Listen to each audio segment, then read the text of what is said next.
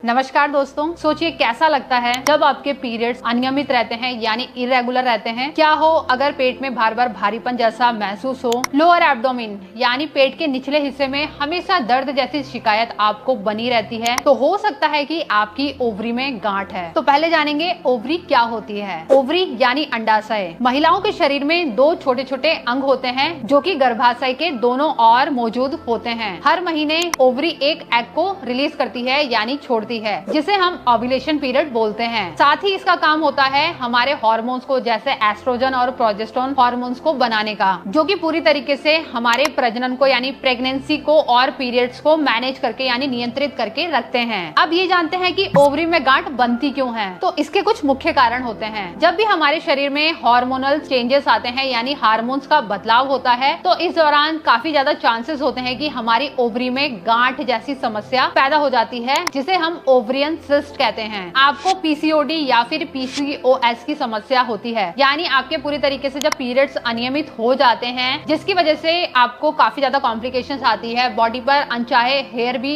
होने लग जाते हैं। तो ये भी एक कारण बनता है कि कहीं आपको ओवरियन सिस्ट तो नहीं है। तीसरा, तनाव और खराब लाइफस्टाइल। बहुत बार हम लोग चिंता में रहते हैं या फिर हमारा लाइफस्टाइल पूरी तरीके से गड़बड़ होता है, यानी खाने पीने का कोई समय नहीं है, सोने का समय नहीं है, ज्यादा समय आप जगे हुए रहते हैं। तो ये सारी चीजें हमारे शरीर को बहुत ज्यादा डिस्टर्ब करती है, जिससे ऑटोमेटिकली हमारे अंदर चिड़चिड़ापन आ जाता है और इससे ओवरियन सिस्ट होने का भी खतरा बन जाता है। चौथा कारण, मोटापा यानी ओबेसिटी। अगर आपको लंबे समय तक मोटापा की समस्या है तो इससे सीधा सा असर आपके हार्मोनल चेंजेस पर पड़ता है, इससे भी आपको ओवरियन सिस्ट की समस्या हो सकती है। पांचवा और अंतिम कारण, अगर आपको लंबे समय तक अनियमित पीरियड्स रहते हैं, यानी अगर 1-2 महीना आपके पीरियड्स ऊपर नीचे हो जाते हैं तो ये पूरी तरीके से नॉर्मल है। लेकिन अगर आपको 6 महीने से ऊपर हो गया है और सेम थिंग आपके साथ रिपीट हो रही है कि आपके पीरियड्स का कोई समय नहीं है और ये काफी बार मिस हो जाते हैं, तो काफी बार जल्दी आ जाते हैं, तो ऐसी कंडीशन में हो सकता है कि आपको पेट में ओवरियन सिस्ट की समस्या है और ये आपको सिम्टम्स नहीं दे पा रही है और आपको पता नहीं चल पा रहा है। काफी केसेस में देखा गया है कि वैसे तो ये गांठ ऑटोमेटिकली ठीक हो जाती है, लेकिन अगर आपको पेट में लंबे समय तक दर्द है और बार बार ये दर्द रुक रुक कर भी हो जाता है और साथ में वजन तेजी के साथ बढ़ रहा है, तो सीधा सा इशारा है कि आपको अपने गायनेक डॉक्टर के पास जाने की जरूरत है और जांच जरूर करवाएं। और ये भी एक सत्य है कि हम ओवरियन सिस्ट की जो गांठ है इसको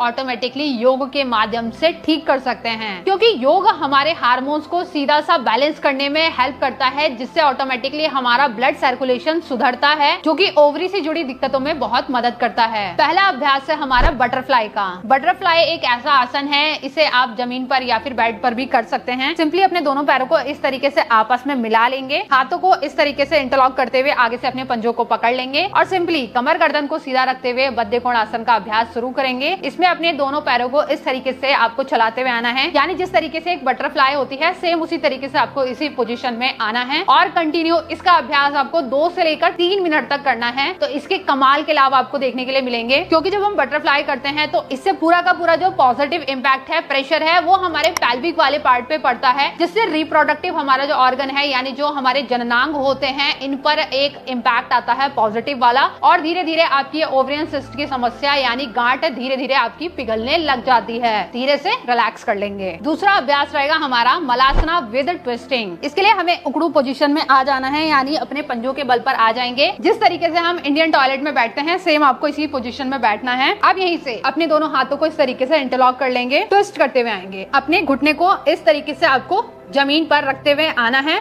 इससे पूरा का पूरा जो प्रेशर है हमारे पेट वाले हिस्से पर पड़ता है और जो हमारी ओवरी है उस पे अच्छा सा ब्लड सर्कुलेशन यानी रक्त का प्रवाह पहुंचाती है और धीरे धीरे हमारी जो गांठ है वो मेल्ट होना शुरू हो जाती है। तो आपको इसे भी 2 से लेकर 3 मिनट तक कंटिन्यू करते हुए आना है। उसके बाद जब आप रिलैक्स करोगे ना, आपको बहुत ही हल्का महसूस होगा। फिर धीरे से रिलैक्स करते हुए नॉर्मली बैठ जाएंगे। तीसरा जो अभ्यास है उसका नाम है ऊष्ट्रासन यानी कैमल पोज। इसके लिए हमें अपने घुटनों के बल पर आ जाना है कुछ इस तरीके से। तो अभी मैं आपको साइड से करके दिखाती हूँ। हल्का सा पैरों के बीच में गैप रखेंगे। अब यहीं से बॉडी के अपर पार्ट को आपको पीछे की तरफ लेके जाना है। अब यहाँ पे भी मैं आपको कुछ कंडीशन बताती हूँ। बहुत सारे लोग ऐसे हैं जिन्हें पीछे जाने में थोड़ी सी दिक्कत आ सकती है, जैसे बिगिनर्स होते हैं, तो उनके लिए एक सिंपल टेक्निक है, अपनी कमर को इस तरीके से आपको पकड़ लेना है दोनों साइड से। अब हल्का सा अपने अंगूठे से प्रेशर देते हुए आपको अपनी कमर को आगे की तरफ ढकेलना है, कुछ इस तरीके से ढकेलते हुए सांस को भरेंगे और पीछे की तरफ मूव कर देंगे। इससे पूरा प्रेशर आपके बॉडी के आगे वाली मांसपेशियों पर पड़ेगा और आपको बहुत हेल्प मिलेगी। कंटिन्यू 20 सेकंड तक होल्ड करेंगे, फिर हल्का सा आगे की तरफ झुक जाएंगे ताकि आपको चक्कर जैसी समस्या ना आए। तो ये था सिंपल तरीका। इसमें आप थोड़ा एडवांस कर सकते हो। इसके लिए आपको अपनी दोनों हील्स को पकड़ते हुए आना है। तो अभी मैं आपको एक एक करके दिखाती हूँ किस तरीके से आप पकड़ सकते हैं। पहले अपने राइट हैंड को पीछे की तरफ ले जाते हुए हील पर रखेंगे।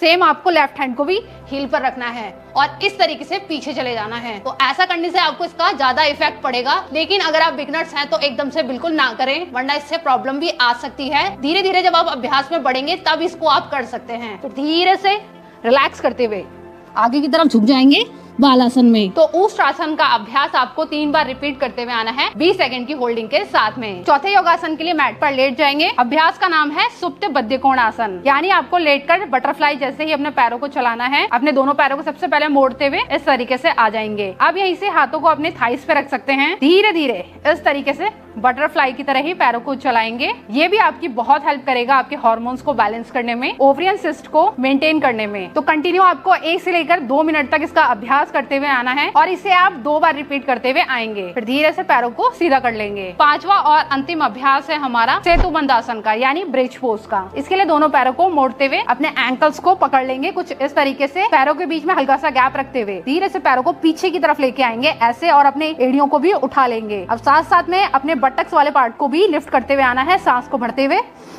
इस तरीके से। उसके बाद सांस को छोड़ देंगे, धीरे धीरे और पीछे की तरफ लेके आएंगे जितना पॉसिबल हो सके। अब पूरा ब्रिज की तरह पोज बना लेंगे और यहीं पर आपको 20 सेकंड तक होल्ड करना है। इससे पूरा प्रेशर आपके पेट वाली मांसपेशियों पर आएगा, जो कि हमें बहुत हेल्प करेगा ओवरियन सिस्ट के लिए। तो कंटिन्यू 20 सेकंड तक होल्ड करने के बाद धीरे से डाउन करते हुए नीचे की तरफ चले जाएंगे और पैरों को रिलैक्स कर देंगे। तो आपको ब्रिज पोज का अभ्यास 3 बार रिपीट करते हुए आना है 20 सेकंड की होल्डिंग के साथ में। देखिए, अगर आपकी ओवरी में गांठ है तो आपको घबराना नहीं है, बल्कि कुछ लक्षणों के माध्यम से या शरीर में जो आपके संकेत दिख रहे हैं उसके माध्यम से अपनी सिस्ट को पहचानने की कोशिश करनी है। और इसकी सिर्फ एक ही दवा है, डेली योग का अभ्यास करना और अपनी लाइफस्टाइल को मेंटेन करना है। यानी अच्छा खाएं, नींद अच्छी लें और ज्यादा से ज्यादा अपने शरीर को रिलैक्स करें, चिंता अवसाद जैसी स्थिति से बचकर रहें। तो दोस्तों, अगर आपको आज का ये वीडियो उपयोगी लगा है तो इस वीडियो को जरूर शेयर करें और कमेंट में ये जरूर बताएं कि आपका फेवरेट योगासन कौन सा है जिसका आप डेली अभ्यास करते हैं। और साथ साथ में अगर अभी तक आपने हमारे चैनल को सब्सक्राइब नहीं किया है, फटाफट से सब्सक्राइब करके बेल आइकन को भी ऑल पर प्रेस कर दीजिए। तो नोटिफिकेशन के थ्रू सबसे पहले आप तक हमारी वीडियो पहुंच जाएगी, क्योंकि हमारी वीडियो का सिर्फ एक ही मिशन है, करें योग रहे निरोग। तो अभी के लिए नमस्कार, जल्दी मिलते हैं अगली वीडियो के साथ में।